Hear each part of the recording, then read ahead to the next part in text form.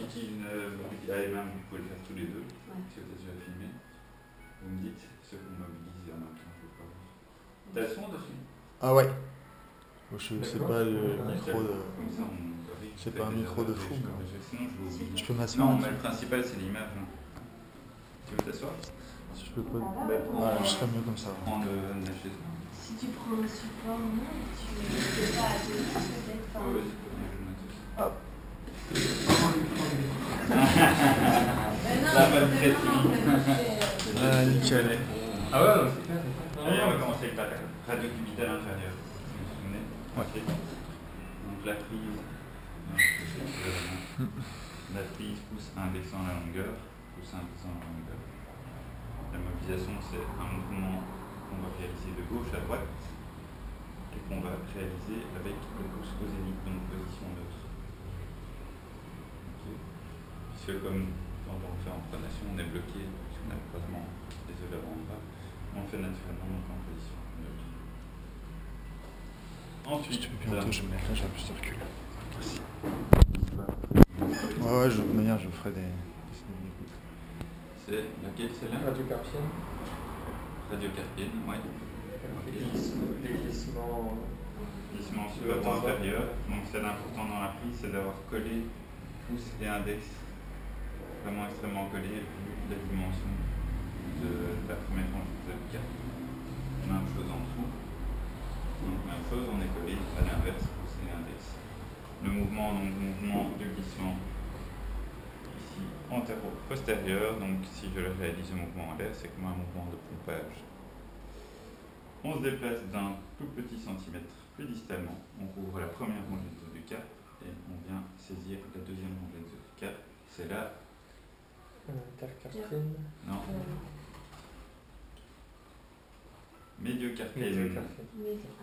Médiocarpienne, le mouvement est même, la prise de main est strictement la même, on essaie juste de déplacer d'un petit centimètre. Même chose, je me déplace un petit peu avec mon index et mon pouce, je couvre les deux rangées du cap, la première et la seconde. Et on arrive sur la...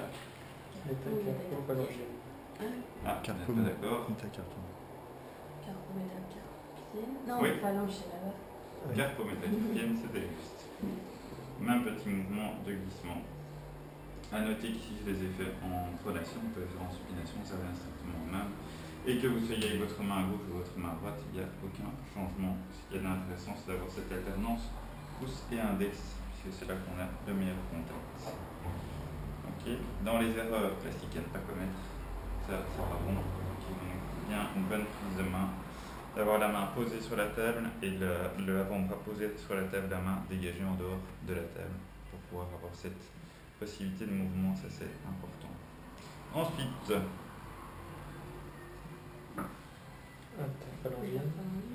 non, erreur classique. Intermétacarpienne. Voilà, le caméraman il avait trouvé. Intermétacarpienne. Alors là, on peut par contre se placer un petit peu plus sur la table. J'ai pas le droit de répondre, je filme. Intermétacarpienne, je vais saisir un métal, immobiliser son voisin et me déplacer progressivement. On commence bien sûr par le deuxième. Avec le pouce dans la longueur sur la face dorsale par exemple, l'index perpendiculaire, juste pour saisir donc dans la face palmaire. Je vais mobiliser ici le deuxième par rapport au troisième dans un mouvement de nouveau antéro-postérieur, si je vous montre ici en l'air. En me déplaçant sur le troisième et mobiliser le troisième par rapport au quatrième, ce qui revient strictement à la même chose que de mobiliser le quatrième par rapport au troisième.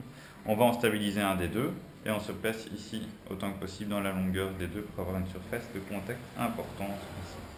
Le mouvement est un même mouvement de nouveau de haut en bas mais antéro-postérieur pour la référentielle. Je me déplace maintenant pour me retrouver perpendiculaire au quatrième et toujours parallèle au cinquième pour mobiliser dans ce même mouvement le cinquième par rapport au quatrième. Ok, coupe un peu.